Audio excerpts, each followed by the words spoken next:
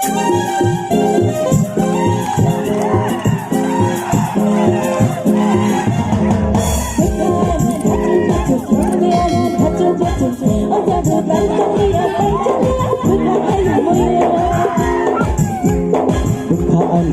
busu kong ani kasu busu oja tu tai tong lia dukha ayung muyo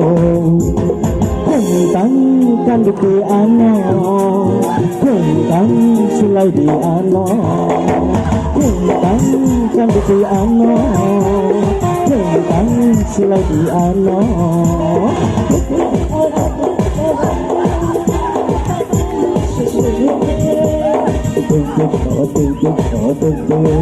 Apa tu masuk sobo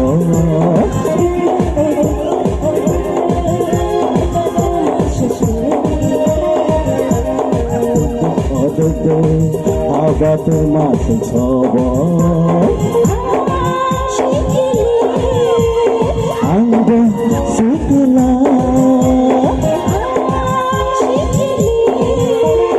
Anda sikila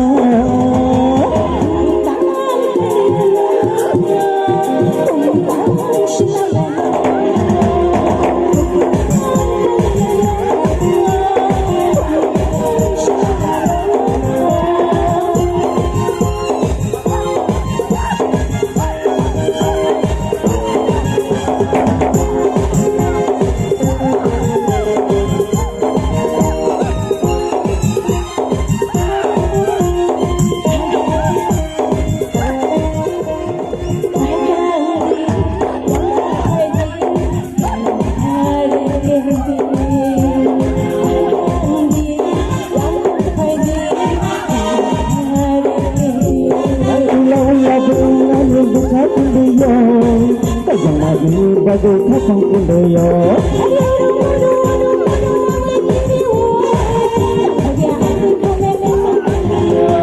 Kuntang kan di ano Kuntang sulai di ano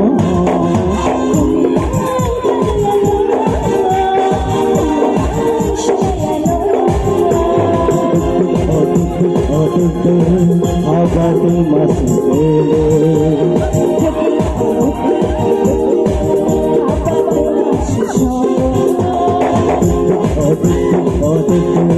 Apa tu masuk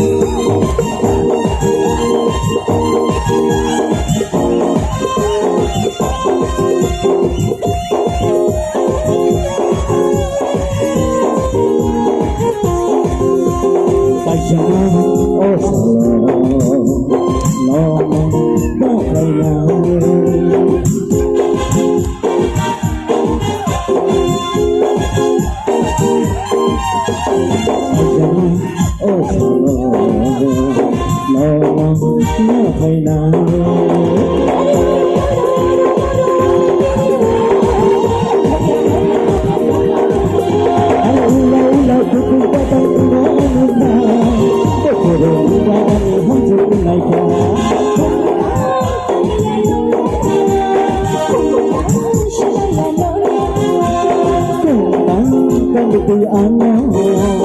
Kuntang sulai di ano